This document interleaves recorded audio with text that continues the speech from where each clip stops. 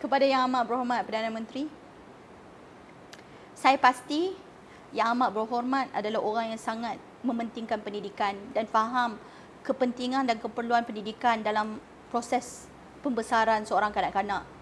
Yang Amat Berhormat Perdana Menteri juga dulu pernah ada sekolah anda, sekolah kita. Saya kurang ingat hal tu, tapi Yang Amat Berhormat Perdana Menteri sendiri pernah buka sekolah untuk anak-anak.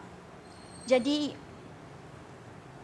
dalam tampuk kepimpinan Yang Amat Berhormat Perdana Menteri, saya harap Yang Amat Berhormat lihat kembali kepentingan pendidikan untuk semua kanak-kanak. Untuk semua kanak-kanak ada peluang bersekolah, ada peluang diterima bersekolah, diberi akses kepada pendidikan yang berkualiti. Kerana saya sangat pasti Yang Amat Berhormat Perdana Menteri percaya bahawa kanak-kanak adalah insan yang paling marginal yang patut kita semua bela, yang patut kita semua beri peluang. Insan marhain seperti saya hanya boleh berbuat sebegini di Chowkit, di satu sekolah kecil.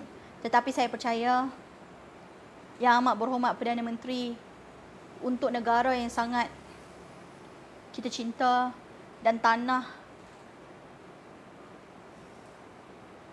di bumi bertuah ni, saya percaya Yang Amat Berhormat Perdana Menteri boleh lakukan lebih daripada apa yang kami lakukan di Buku Jalanan Chowkit. Saya pasti Yang Amat Berhormat Perdana Menteri mampu membuka ruang pendidikan untuk semua kanak-kanak tanpa mengira siapa pun mereka.